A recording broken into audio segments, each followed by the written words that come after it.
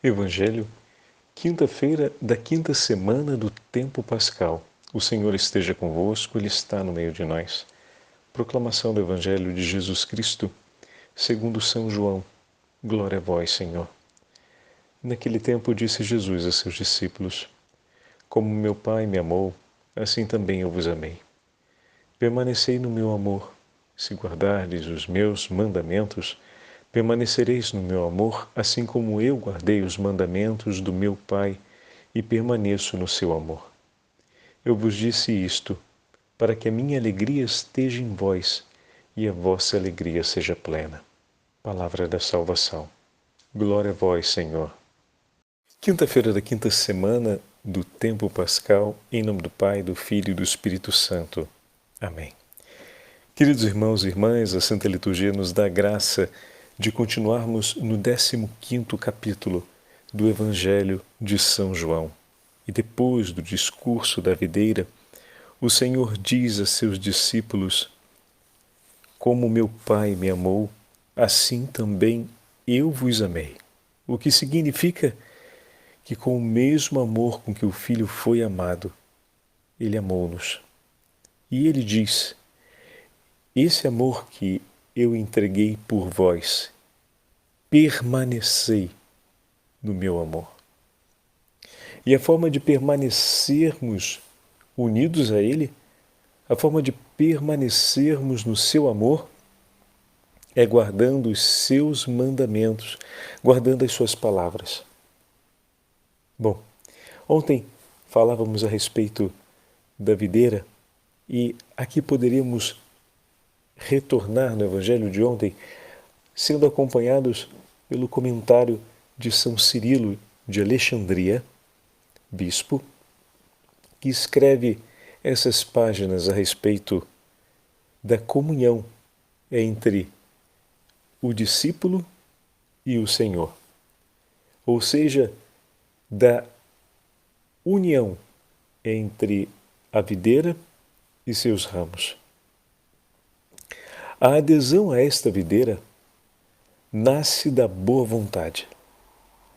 A união da videira conosco procede do seu afeto e natureza. Foi de fato pela boa vontade que nós nos aproximamos, de Cristo, mediante a fé. Mas participamos da sua natureza por termos recebido dele, no batismo, a dignidade da adoção filial. Pois, segundo escreve o apóstolo São Paulo, quem adere ao Senhor torna-se com ele um só Espírito pela ação do Espírito Santo. Nele, por ele, fomos regenerados no Espírito Santo, para podermos então produzirmos frutos de vida, não da vida antiga e envelhecida antes dessa união, mas daquela vida nova que procede do amor para com Ele, que recebemos por meio do batismo. Esta vida nova, porém, só poderemos conservá-la se nos mantivermos perfeitamente inseridos em Cristo, se aderirmos fielmente aos seus santos mandamentos que nos foram dados, que nos foram entregues por meio da Igreja. Se guardarmos com solicitude esse título de nobreza adquirida e se não permitirmos que se entristeça o Espírito que habita em nós, quer dizer, Deus que por Ele mora em nós. Assim, como a raiz faz chegar aos ramos a sua seiva natural, também o unigênito de Deus, Cristo Jesus, concede aos homens, sobretudo aos que lhe estão unidos pela fé, o seu Espírito.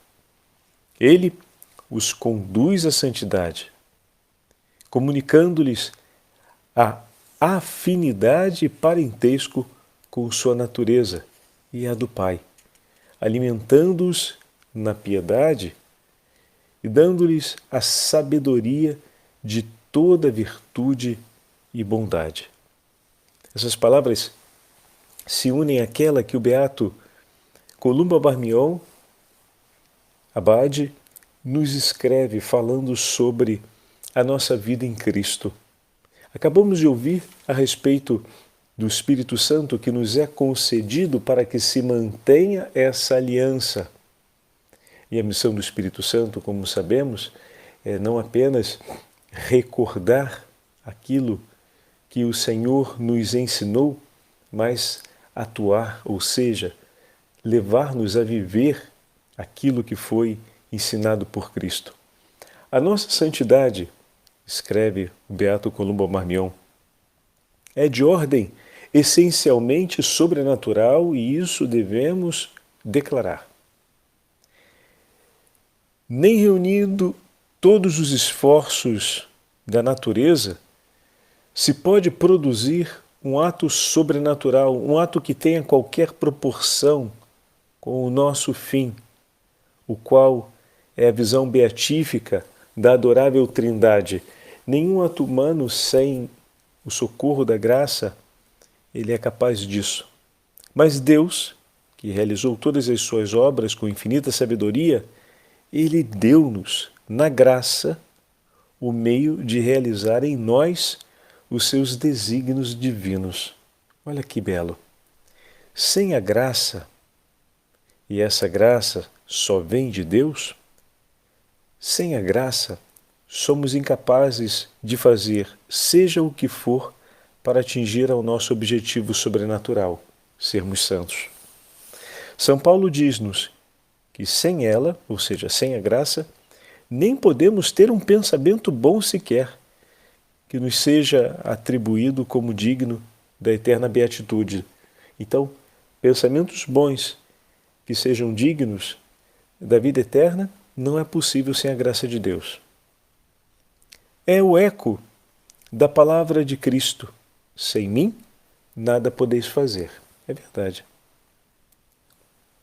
Não podeis alcançar o fim supremo da santidade para a qual estáis chamados. Não podeis tornar-vos santos. Foi o próprio Cristo Jesus que nos comentou esta verdade, dizendo-nos que Ele é a videira e nós somos os ramos.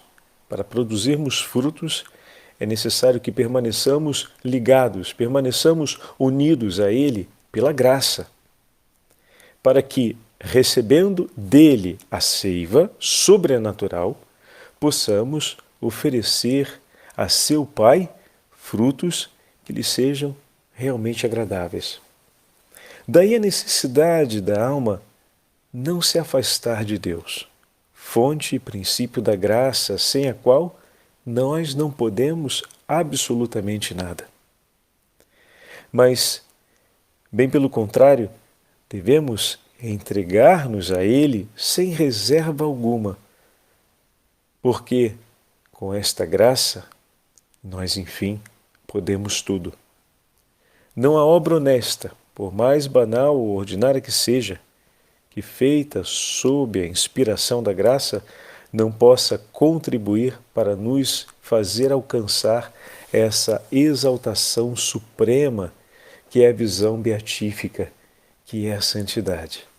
Porque tudo contribui para o bem daqueles que amam a Deus, daqueles que são chamados por Ele e que perseveram na vida e na graça que dele receberam. Olha como são bonitas essas palavras do beato Columba Marmion, que nos instrui a respeito da vida da graça e deixa de maneira bem clara aquilo que ontem falávamos na nossa meditação, olhando o testemunho dos nossos 3 irmãos santos que celebrávamos no dia de ontem. E é uma grande verdade, porque todos eles, como vimos ontem, souberam esperar de Deus e tudo entregaram a Ele. Tudo de si entregaram a Ele e tudo souberam esperar dele. Esse é o dado fundamental para que nós possamos permanecer unidos a Cristo, pois Cristo Jesus tudo entregou ao Pai e do Pai tudo sempre esperou.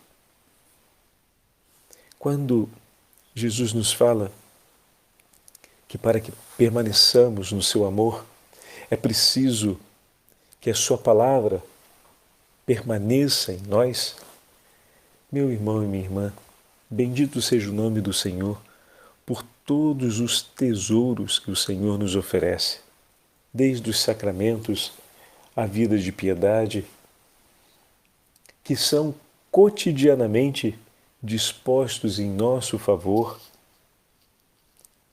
para que nós possamos perseverar.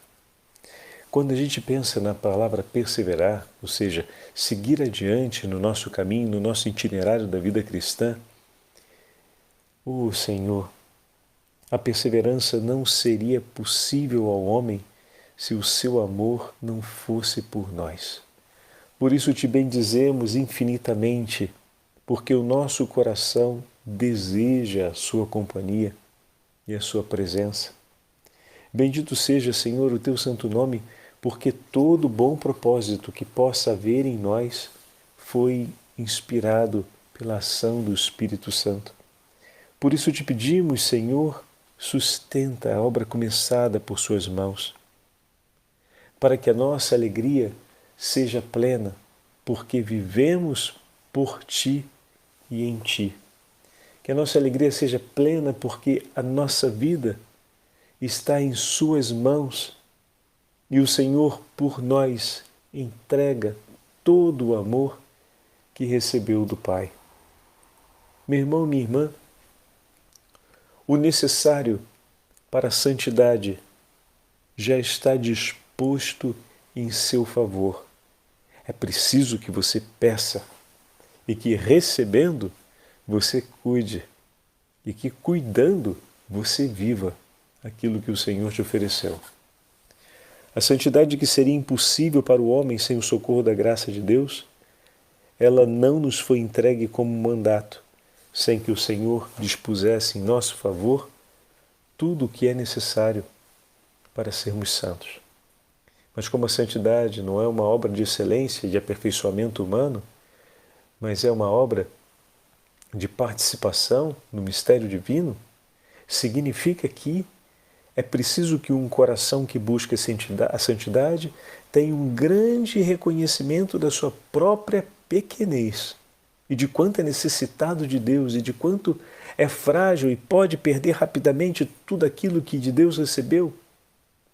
Mas, ao mesmo tempo, é um coração que nutre uma grande gratidão a Deus por tudo que tem feito em seu favor e que deseja ainda fazer e que já prometeu cumprir em seu favor. Tanto a gratidão quanto a humildade devem caminhar juntos no coração do homem que busca a santidade. E dessa aliança entre essas duas grandes virtudes nasce o agir.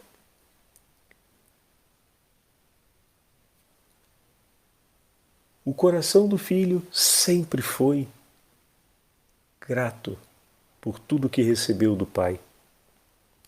E sempre humildemente reconheceu que tudo o que tem veio dele. E dessa forma, inflamado de amor, anunciou-nos e realizou por nós o sacrifício de salvação. Anunciou-nos a salvação e ofereceu por nós o sacrifício da nossa redenção. Pois bem, a força propulsora que nos leva à vida, que nos leva a viver, nasce dessa aliança. Se queremos estar com Cristo e viver em Cristo e recebermos a vida que dele provém, que ele nos concede, é preciso que tenhamos zelo para que o nosso coração viva de maneira clara e profunda a humildade do reconhecimento da sua própria condição e da necessidade do socorro urgente de Deus e que o Senhor nosso Deus dispõe por nós todo esse socorro, tudo o que é necessário. E daí venha um grande movimento de gratidão. Pronto, eis aqui.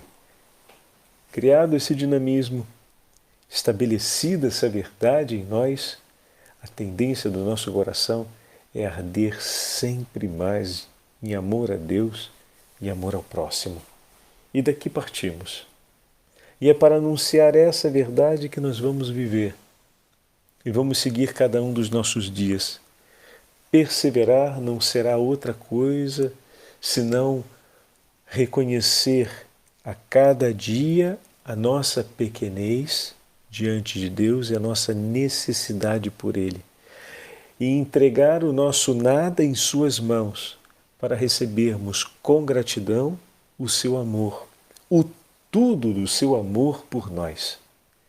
Perseverar é viver isso cotidianamente. Não é difícil, não é amargo perseverar, porque perseverar significa viver no amor.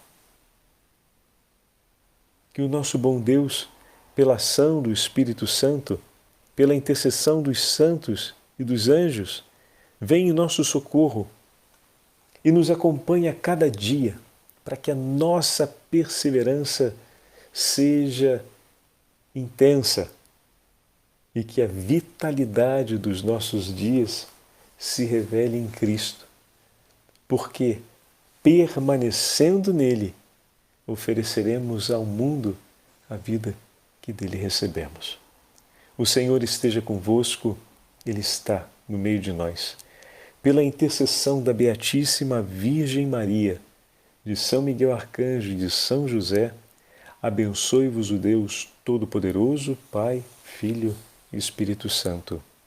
Amém.